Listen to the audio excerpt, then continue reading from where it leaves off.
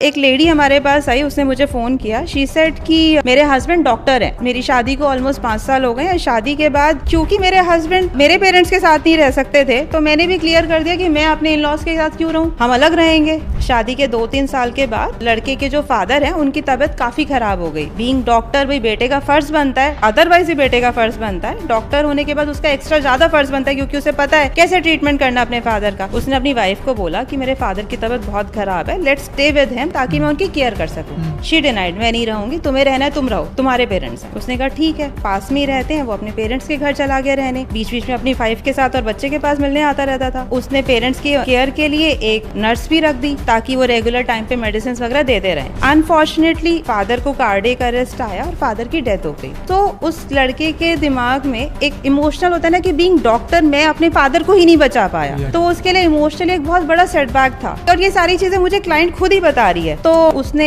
कहा मैंने तो कुछ नहीं बोला, वो अपनी मदर के साथ अकेले वहाँ रहता है क्योंकि मदर अकेले रहती हैं। वीकेंड हमारे पास आता है मेरे और मेरे बेटे के पास रहने के लिए। तो मैंने कहा उसने कभी बोला नहीं कि आप मेरे पास आ जाओ, तो मदर अकेले हैं, मदर को हम अपने इस घर में ले आते हैं। भाई एक ग्रैंड किड भी है, उनका 2 साल का बच्चा भी है, मदर भी मेंटली थोड़ा नॉर्मल होंगी। She said why will I keep my mother in law, मेरा घर है, मैं क्यों रखूं उसे। सो इट्स लाइक कि फाइन। मैंने कहा फिर आप मुझे ये बताइए, क्योंकि सुन के ना गुस्सा भी आता है आपको कि कैसा क्लाइंट है, आई कैन डिनाई, मैं क्यों करूँ ऐसी क्लाइंट का केस जो अपनी फैमिली ही नहीं समझ सकती। तो बोला कि आप मेरी हेल्प क्या चाहते हो। तो शी सेड कि अब वो जो नर्स है जो मेरे फादर इन लॉ की केयर कर रही थी, मेरे हस्बैंड का उसके साथ अफेयर हो गया। तो अब उन दोनों का रिलेशनशिप हो गया। हस्बैंड ने घर आना बंद कर दिया, वो मदर के साथ रहता है and everybody know in a hospital कि उसका उस नर्स के साथ अफेयर है। तो आपको क्या चाहिए? मुझे एविडेंस चाहिए प्रूफ करने के लिए, क्योंकि अब हमारा डिवोर्स केस चल रहा है। मुझे प्रूफ चाहिए कि मेरा हस्बैंड का उस लेडी के साथ अफेयर चल रहा है। सो अब अगर मैं पर्सनली देखूं तो इसमें डॉक्टर गलत तो नहीं है, बट एथिकली डॉक्टर गलत है क्योंकि उसका अफेयर है। बट बिकॉज वो